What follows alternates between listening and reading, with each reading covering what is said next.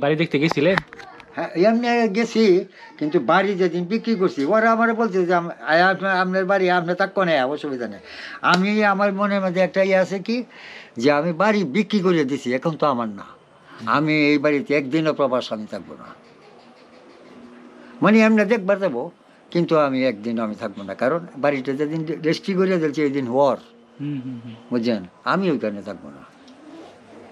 বাড়ি মনে করেন আপনার এই যে সাংবাদিকরা আসে, সাংবাদিকরা আপনাদের সাথে মনে করেন দেখার পরে তাদের কি বলে, আপনাদেরকে কিছু বলে? না, আমার তো আসলে তো আমার আনন্দ হয়, মনের মাঝে একটা সাহস হয়, মনে সাহস হয় যে বাংলাদেশে মনে করেন আইন শৃঙ্খলা আছে, সাংবাদিকরা আছে, আমার তথ্য নেওয়ার জন্য আমার অবস্থা কি, আমি কি হালে আছে না আছি, তারা এটা তুলে ধরবে, তাদের কাজই হইলো এটা। আমি নিরাপত্তাহীনতা ভুগতেছি, তারা আসলে আমার মনের মধ্যে একটা সাহস হয়, বিরাট একটা সাহস হয় আমার মনে। সাংবাদিকরা বা দেশের আইন শৃঙ্খলা বাহিনী আপনার পক্ষে আছে? হ্যাঁ হ্যাঁ, আমার সাংবাদিকরা আসলেই মানে আমার মনের মধ্যে একটা অন্যরকম, আপনি আসছেন, আমার মনের মধ্যে একটা সাহস, আপনি অক্ষয়, কিন্তু আমাকে আপনি তুলে ধরবেন, এটা তো আপনার কাজ। এই যে আপনি আসছেন, আমার মনের মধ্যে বিরাট, আমার অন্তরের মধ্যে বিরাট একটা সাহস হয়ে গেছে। এখন চাচা এই যে আপনার মানে ইয়েতে যে আপনার আপনার ওই ছেলের নষ্ট করি ভাইটা তো আর অভাবে করে বিক্রি করেন নাই না? না না না, অভাবে মানে এই যে তার চিকিৎসা, চাচির চিকিৎসার জন্য। হ্যাঁ হ্যাঁ, আমরা চাচির পিছনে লক্ষ লক্ষ টাকা গেছে কত, নাহলে তো অত দিনে আপনার মরে যেত। আচ্ছা, এখন আপনার ডক্টর কি বললো? এই যে মাসের মাস আপনার এই যে চেক আপ করাই লাগবো, বুঝলেন, মাসের মাস চেক আপ করাই লাগবো, চেক আপ করলে তার ডায়াবেটিসটা কোন হালে আছে আর ওইটা কোন হালে আছে ওইটা বললো আর কি। তো তো আগে তো অনেকটা ইয়ে আছে, কিন্তু অনেকটা মানে নিয়ন্ত্রণ আছে আর কোনো আল্লাহ যদি। এখন এইখানে যে পরে ওইখান থেকে বাসা করলেন, এইখানে জমি কতটুকু? মানে জমি হলো 33। 33 শতক? 33 শতক। আর ওইখানে ছিল? ওইখানে ছিল 23 শতক। 23 শতক? হ্যাঁ, 43 শতক ছিল, বুঝছেন। 43 থাকলে পরে 20 শতক আমার বাইয়ে আরও আগেই, আরও অনেক আগেই, মানে স্বাধীনের পর, মানে 78 মনে করি যে আমার বাইয়ে, ছোটো বাইয়ে বিক্রি করে দিয়েছে 20 শতক। তার 23 শতক জায়গা ওইটা আমার পদে রয়ে গেল, ওই 23 শতক জায়গা মানে আমার নামে রেকর্ড প্রস্তাব সব কিছু দিয়েছে। 23 শতকের মধ্যে আধা শতাংশ কবর বাদে, আমার ছেলের কবর বাদে 22.5% জমি আমি বিক্রি করছি। এখন ওই কবরের পাশে মানে কি পারিবারিক কবরই থাকবে এটা?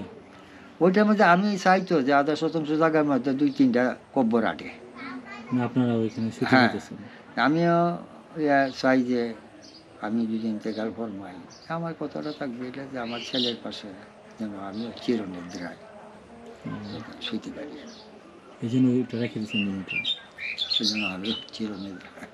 ছেলের যে খারাপ চাই কিছু তা, কিন্তু ছেলের যে একটা বেদনা, এটা আমাকে অলওয়েজ, আমার ছেলের চেহারাটা বাসে, মুখটা বাসে। ঈশ্বরগঞ্জে একটু দেরি হইলেই আবার ফোন করতো, আব্বা তুমি কোথায়, কই তুমি কোথায়, আমি অফিসও, কলে আয় ওরও চালায়, এরকম তো কেউ ডায় না। ছেলের যে বেদনা, আমার বিরুদ্ধে করলেও যে একটা বেদনা, তারে লালন পালন করিয়া তারে এটে করছে, একটা বেদনা, এই অলওয়েজ আমার এই বেদনাটা এফেক্ট করে, অলওয়েজ। ছেলের যে বেদনাটা, ছেলে আর থাকতো, আমার ক্ষতি করতো, আরও করতো, কিন্তু সে বাচ্চা থাকতো, তার জীবনের মূল্যায়নটা বুঝতো। যেমন আমার এই বেদনাটা অলওয়েজ আমার অ্যাটাক করে, অলওয়েজ অ্যাটাক করে। তাহলে চাচা ওই আপনার বাসাটা তো তাহলে এইখানে আপনার বললেন কত শতক? 33 শতক না? এখানে কতদিন যাবত আসছেন? কিন্তু 2.5 বছর। এখানে 2.5 বছর হয়ে গেছে? জি। তা ওইখানে তো মোটামুটি মানে এই যে রোডের কাছে বাসা চলাচলে, বাড়িরাও আছে পাশে, ওরাও আছে আমার এখানে। আমি জিজ্ঞাসাবাদ করি, একটু মনে একটু মানুষ হইলে সাহস লাগে। আর বয়স্ক হয়ে গেলে তো মানুষ এমনি থেকেই মানুষের সাথে চলতে চায়, আশেপাশে মানুষ থাকলে মন ভালো থাকে। কিন্তু আমার এই যে বয়স হয়ে গেছে, আমি কিন্তু এটা আমি ভাবি না। আচ্ছা, বুঝলেন, এটা কিন্তু আমি ভাবি না, মানে আমার মন মেজাজটা খুবই সজীব, সতেজ, খুবই সজীব। আমি মনে করি যে আমি 16 years old,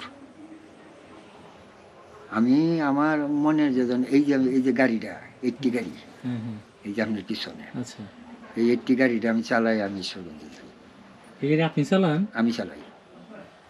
ও তাই নাকি? এই যে 80 গাড়িটা চালাই আমি ঈশ্বরগঞ্জে যাই 10 কিলো, আবার এই আসি এই 10 কিলো গাড়ি চালাই। হুম, আমি মনে করি যে আমি এখনো 16 ইয়ার্স ওল্ড, যদিও আমি মানে ওল্ডার, তবু আমি মনে করি যে আমি আমি আমার মনটা এখনো 16 ইয়ার্স ওল্ড। বুঝতে পারছি। এখন এটা আল্লাহর দান। তাহলে আপনার ফ্যামিলিতে এখন কে কে আছে? এই যে আমার স্ত্রী, আমি, দুইজনই? দুইজনই, ওইখানে দুইজনই ছিলেন, এখানে দুইজনই? এই দুইজনই নাতি তো চলে গেছে, চলে আর গেছে। নাতনি তো আপনার হ্যাঁ, বিয়ে নাতি দিয়ে চলে দিয়েছেন। গেছে। তাহলে এই আপনার সামনে পরিকল্পনা কি? হজ করবেন না সামনে উমরা করবেন? পরিকল্পনা মানে আমার এই গ্রামটা, এই যে আমি বললাম না যে জসিমউদ্দিনের কবিতা, তুমি যাবে ভাই যাবে মোর সাথে, আমাদের ছোট গায়ে আমাদের ছোট গ্রাম মায়ের সমান, আলু দিয়ে বায়ু দিয়ে বাঁচাইছে প্রাণ, মাঠ ভরা ধান তার জল ভরা দিকে, চাঁদের কিরণ লেকে করে ঝিকিমিকি। বুঝলেন? আমার এই গ্রামটার মধ্যে সরকার তরফ তাকিয়া, সরকার মহোদয়, সরকার বাহাদুর তাকিয়া এই গ্রামটার মধ্যে যদি একটা স্কুল হইতো, একটা মাদ্রাসা হইতো, তাহলে আমি খুব আনন্দ পাইতাম। এই গ্রামে না? হ্যাঁ, এই গ্রামে যদি একটা পাশে একটা স্কুল হইতো, একটা মাদ্রাসা হইতো, আমি খুব আনন্দ পাইতাম, খুব আনন্দ পাইতাম। এটা সরকারের কাছে, হ্যাঁ হ্যাঁ, দেশের সরকারের মানুষের কাছে, কাছে চাওয়া। হ্যাঁ সবই নয়, বিনীত আমার প্রার্থনা।